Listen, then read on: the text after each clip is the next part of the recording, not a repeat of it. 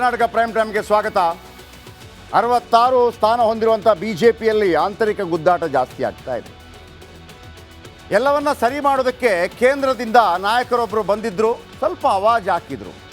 ಬಹುಶಃ ಅವ್ರಿಗೂ ಕೂಡ ಕರ್ನಾಟಕದ ಬಿಜೆಪಿಯ ಇಂಚಿಂಚು ಮಾಹಿತಿ ಗೊತ್ತಿರಲಿಕ್ಕಿಲ್ಲ. ಯಾಕಂದರೆ ಈ ಸಂಘ ಪರಿವಾರದಿಂದ ಆಮೂಲಾಗ್ರವಾಗಿ ಬೆಳೆದು ಬಂದವರು ಇರ್ತಾರಲ್ಲ, ಅವರು ದೊಡ್ಡವರ ಮಾತಿಗೆ ಒಂಥರ ತಲೆಬಾಗಿ ನಮಸ್ಕಾರ ಮಾಡ್ತಾರೆ. ಅಂದರೆ ಅದು ಸಂಘದ ಶಿಸ್ತು, ದೊಡ್ಡವರ ಸೂಚನೆಯನ್ನು ಮೀರೋದಿಲ್ಲ.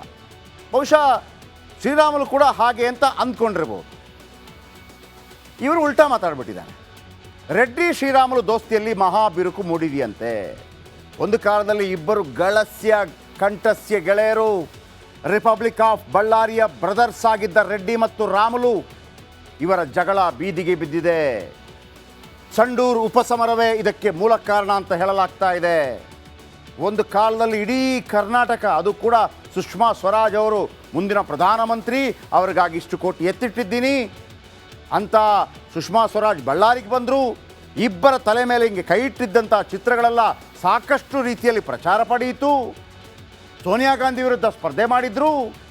ಇನ್ನೇನು ಇವರೇ ಪ್ರಧಾನಿ ಆಗ್ತಾರೆ ಅನ್ನುವಂಥ ಸಂದರ್ಭದಲ್ಲಿ CBI ಕೇಸಲ್ಲಿ ರೆಡ್ಡಿ ಒಳಗೆ ಹೋಗಬೇಕಾಯಿತು. ಅಲ್ಲಿಂದ ಟ್ವಿಸ್ಟ್ ಪಡೆಯಿತು. ಆದರೂ ಕೂಡ ದೂರದಲ್ಲಿ ಇವರಿಬ್ಬರು ಫ್ರೆಂಡ್ಸ್ ಆಗಿಯೇ ಇದ್ದರು. ಮೊನ್ನೆ ನಡೆದಂಥ ಸಂಡೂರು ವಿಧಾನಸಭಾ ಉಪಚುನಾವಣೆ ಇವರಿಬ್ಬರ ನಡುವೆ ಬ್ರೇಕಪ್ಗೆ ಕಾರಣವಾಗ್ತಾ ಇದೆಯಾ ಮತ್ತು ಬಿಜೆಪಿಗೆ ಇದು ದೊಡ್ಡ ಒಂದು ಹೊರೆ ಆಗ್ತಾ ಇದೆಯಾ? ಒಂದು ರಿಪೋರ್ಟ್ ನಿಮ್ಮ ಮುಂದೆ.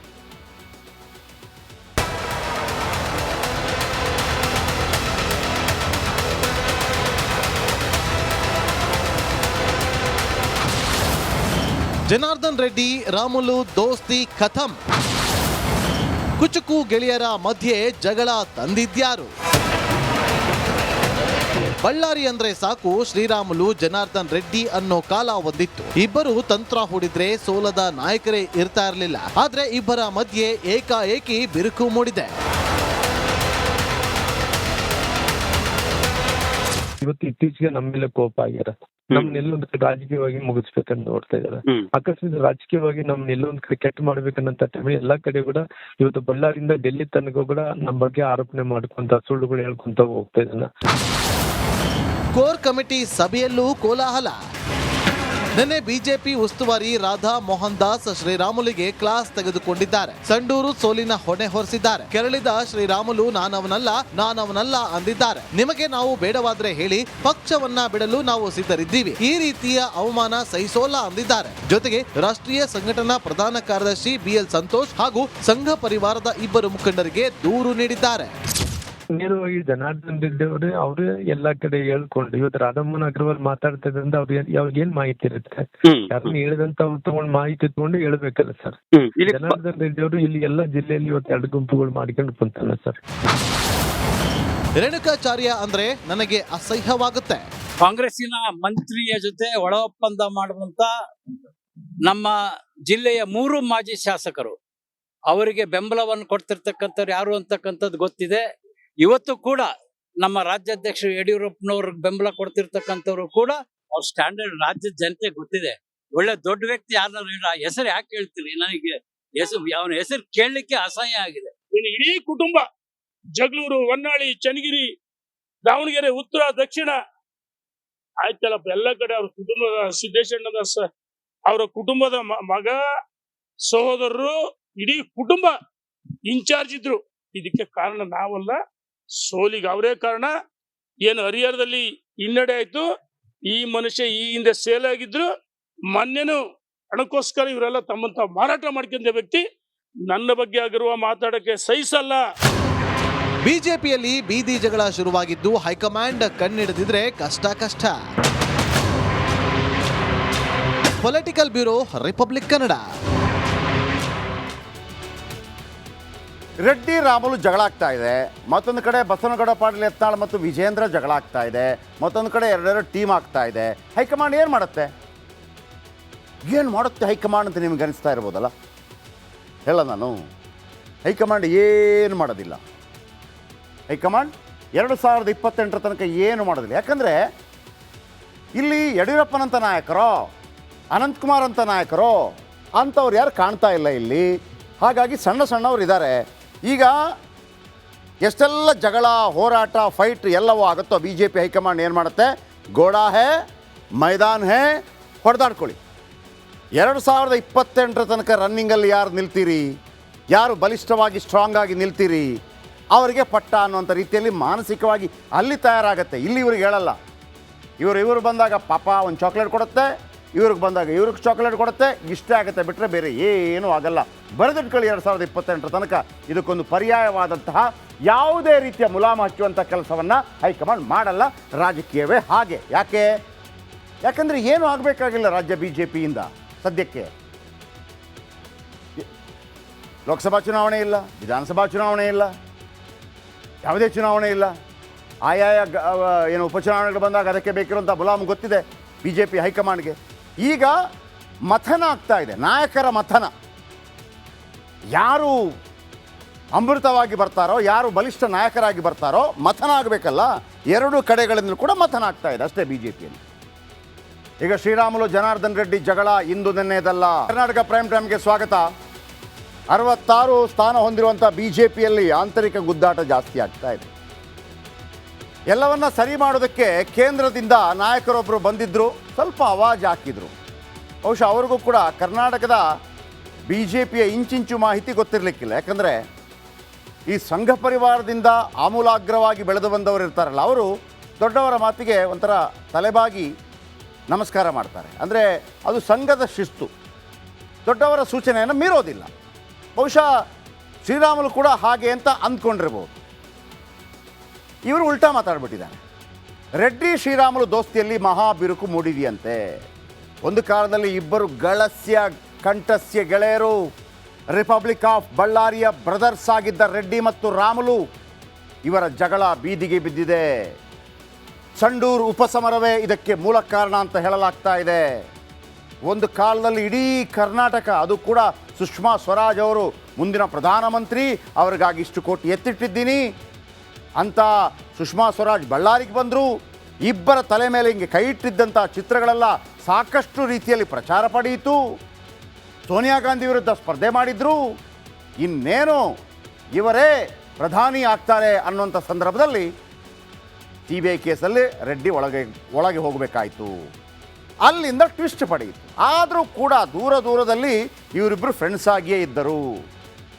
ಮೊನ್ನೆ ನಡೆದಂಥ ಸಂಡೂರು ವಿಧಾನಸಭಾ ಉಪಚುನಾವಣೆ ಇವರಿಬ್ಬರ ನಡುವೆ ಬ್ರೇಕಪ್ಗೆ ಕಾರಣವಾಗ್ತಾ ಇದೆಯಾ ಮತ್ತು ಬಿ ಜೆ ಪಿಗೆ ಇದು ದೊಡ್ಡ ಒಂದು ಹೊರೆ ಆಗ್ತಾ ಇದೆಯಾ? ಒಂದು ರಿಪೋರ್ಟ್ ನಿಮ್ಮ ಮುಂದೆ.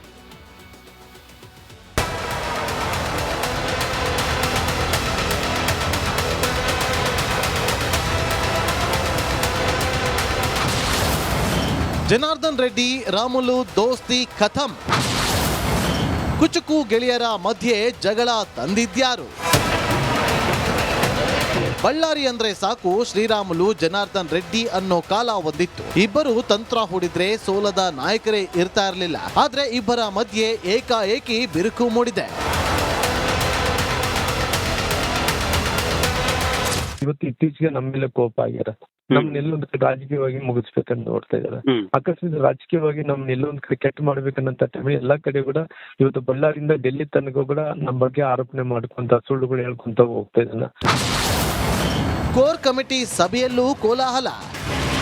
ನಿನ್ನೆ ಬಿಜೆಪಿ ಉಸ್ತುವಾರಿ ರಾಧಾ ಮೋಹನ್ ದಾಸ್ ಶ್ರೀರಾಮುಲಿಗೆ ಕ್ಲಾಸ್ ತೆಗೆದುಕೊಂಡಿದ್ದಾರೆ. ಸಂಡೂರು ಸೋಲಿನ ಹೊಣೆ ಹೊರಿಸಿದ್ದಾರೆ. ಕೆರಳಿದ ಶ್ರೀರಾಮುಲು ನಾನವನಲ್ಲ ಅಂದಿದ್ದಾರೆ. ನಿಮಗೆ ನಾವು ಬೇಡವಾದ್ರೆ ಹೇಳಿ, ಪಕ್ಷವನ್ನ ಬಿಡಲು ನಾವು ಸಿದ್ಧರಿದ್ದೀವಿ. ಈ ರೀತಿಯ ಅವಮಾನ ಸಹಿಸೋಲ್ಲ ಅಂದಿದ್ದಾರೆ. ಜೊತೆಗೆ ರಾಷ್ಟ್ರೀಯ ಸಂಘಟನಾ ಪ್ರಧಾನ ಕಾರ್ಯದರ್ಶಿ BL ಸಂತೋಷ್ ಹಾಗೂ ಸಂಘ ಪರಿವಾರದ ಇಬ್ಬರು ಮುಖಂಡರಿಗೆ ದೂರು ನೀಡಿದ್ದಾರೆ. ನೇರವಾಗಿ ಜನಾರ್ದನ್ ರೆಡ್ಡಿ ಅವ್ರು ಎಲ್ಲಾ ಕಡೆ ಹೇಳ್ಕೊಂಡು ಇವತ್ತು ರಾಧಮ್ಮನ್ ಅಗ್ರವಾಲ್ ಮಾತಾಡ್ತಾ ಇದ್ರಿಂದ ಅವ್ರಿಗೆ ಏನ್ ಮಾಹಿತಿ ಇರುತ್ತೆ? ಯಾರನ್ನ ಹೇಳಿದಂತ ತಗೊಂಡ್ ಮಾಹಿತಿ ತಗೊಂಡು ಹೇಳ್ಬೇಕಲ್ಲ ಸರ್. ಜನಾರ್ದನ್ ರೆಡ್ಡಿ ಅವರು ಇಲ್ಲಿ ಎಲ್ಲಾ ಜಿಲ್ಲೆಯಲ್ಲಿ ಇವತ್ತು 2 ಗುಂಪುಗಳು ಮಾಡ್ಕೊಂಡು ಕುಂತಾನೆ ಸರ್. ರೇಣುಕಾಚಾರ್ಯ ಅಂದ್ರೆ ನನಗೆ ಅಸಹ್ಯವಾಗುತ್ತೆ.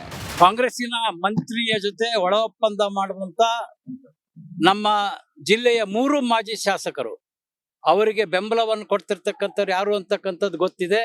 ಇವತ್ತು ಕೂಡ ನಮ್ಮ ರಾಜ್ಯಾಧ್ಯಕ್ಷರು ಯಡಿಯೂರಪ್ಪನವ್ರಿಗೆ ಬೆಂಬಲ ಕೊಡ್ತಿರ್ತಕ್ಕಂಥವ್ರು ಕೂಡ ಅವ್ರ ಸ್ಟ್ಯಾಂಡರ್ಡ್ ರಾಜ್ಯದ ಜನತೆ ಗೊತ್ತಿದೆ. ಒಳ್ಳೆ ದೊಡ್ಡ ವ್ಯಕ್ತಿ ಯಾರನ್ನ ಹೆಸರು ಯಾಕೆ ಹೇಳ್ತೀರಿ? ನನಗೆ ಅವನ ಹೆಸರು ಕೇಳಲಿಕ್ಕೆ ಅಸಹ್ಯ ಆಗಿದೆ. ಇನ್ನು ಇಡೀ ಕುಟುಂಬ ಜಗಳೂರು, ಹೊನ್ನಾಳಿ, ಚನ್ನಗಿರಿ, ದಾವಣಗೆರೆ, ಉತ್ತರ, ದಕ್ಷಿಣ ಆಯ್ತಲ್ಲಪ್ಪ ಎಲ್ಲ ಕಡೆ ಅವ್ರ ಕುಟುಂಬದ ಸಿದ್ದೇಶಣ್ಣದ ಅವರ ಕುಟುಂಬದ ಮಗ, ಸಹೋದರರು, ಇಡೀ ಕುಟುಂಬ ಇನ್ಚಾರ್ಜ್ ಇದ್ರು. ಇದಕ್ಕೆ ಕಾರಣ ನಾವಲ್ಲ, ಸೋಲಿಗೆ ಅವರೇ ಕಾರಣ. ಏನು ಹರಿಹರದಲ್ಲಿ ಹಿನ್ನಡೆ ಆಯ್ತು, ಈ ಮನುಷ್ಯ ಈ ಹಿಂದೆ ಸೇಲ್ ಆಗಿದ್ರು. ಮೊನ್ನೆನು ಹಣಕ್ಕೋಸ್ಕರ ಇವರೆಲ್ಲ ತಮ್ಮಂತ ಮಾರಾಟ ಮಾಡ್ಕೊಂಡ ವ್ಯಕ್ತಿ. ನನ್ನ ಬಗ್ಗೆ ಆಗಿರುವ ಮಾತಾಡಕ್ಕೆ ಸಹಿಸಲ್ಲ. ಬಿಜೆಪಿಯಲ್ಲಿ ಬೀದಿ ಜಗಳ ಶುರುವಾಗಿದ್ದು ಹೈಕಮಾಂಡ್ ಕಣ್ಣಿಡದಿದ್ರೆ ಕಷ್ಟ. Political bureau, republic Kannada. Reddy Ramulu ಜಗಳ ಆಗ್ತಾ ಇದೆ. ಮತ್ತೊಂದು ಕಡೆ ಬಸವನಗೌಡ ಪಾಟೀಲ್ ಯತ್ನಾಳ್ ಮತ್ತು ವಿಜೇಂದ್ರ ಜಗಳ ಆಗ್ತಾ ಇದೆ. ಮತ್ತೊಂದು ಕಡೆ ಎರಡೆರಡು ಟೀಮ್ ಆಗ್ತಾ ಇದೆ. ಹೈಕಮಾಂಡ್ ಏನು ಮಾಡುತ್ತೆ ಹೈಕಮಾಂಡ್ ಅಂತ ನಿಮ್ಗೆ ಅನಿಸ್ತಾ ಇರ್ಬೋದಲ್ಲ. ಹೇಳ ನಾನು, ಹೈಕಮಾಂಡ್ ಏನು ಮಾಡೋದಿಲ್ಲ. ಹೈಕಮಾಂಡ್ 2028 ತನಕ ಏನು ಮಾಡೋದಿಲ್ಲ. ಯಾಕಂದರೆ ಇಲ್ಲಿ ಯಡಿಯೂರಪ್ಪನಂಥ ನಾಯಕರೋ, ಅನಂತಕುಮಾರ್ ಅಂತ ನಾಯಕರೋ ಅಂಥವ್ರು ಯಾರು ಕಾಣ್ತಾ ಇಲ್ಲ ಇಲ್ಲಿ. ಹಾಗಾಗಿ ಸಣ್ಣವ್ರು ಇದ್ದಾರೆ. ಈಗ ಎಷ್ಟೆಲ್ಲ ಜಗಳ, ಹೋರಾಟ, ಫೈಟ್ ಎಲ್ಲವೂ ಆಗುತ್ತೋ ಬಿ ಜೆ ಪಿ ಹೈಕಮಾಂಡ್ ಏನು ಮಾಡುತ್ತೆ? ಗೋಡಾ ಹೇ, ಮೈದಾನ್ ಹೇ, ಹೊಡೆದಾಡ್ಕೊಳ್ಳಿ.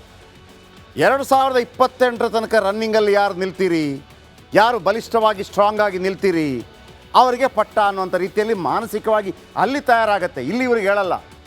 ಇವರು ಬಂದಾಗ ಪಾಪ ಒಂದು ಚಾಕ್ಲೇಟ್ ಕೊಡುತ್ತೆ, ಇವ್ರಿಗೆ ಬಂದಾಗ ಇವ್ರಿಗೆ ಚಾಕ್ಲೇಟ್ ಕೊಡುತ್ತೆ. ಇಷ್ಟೇ ಆಗುತ್ತೆ, ಬಿಟ್ಟರೆ ಬೇರೆ ಏನೂ ಆಗಲ್ಲ. ಬರೆದಿಟ್ಕೊಳ್ಳಿ, 2028 ತನಕ ಇದಕ್ಕೊಂದು ಪರ್ಯಾಯವಾದಂತಹ ಯಾವುದೇ ರೀತಿಯ ಮುಲಾಮು ಹಚ್ಚುವಂಥ ಕೆಲಸವನ್ನು ಹೈಕಮಾಂಡ್ ಮಾಡಲ್ಲ. ರಾಜಕೀಯವೇ ಹಾಗೆ.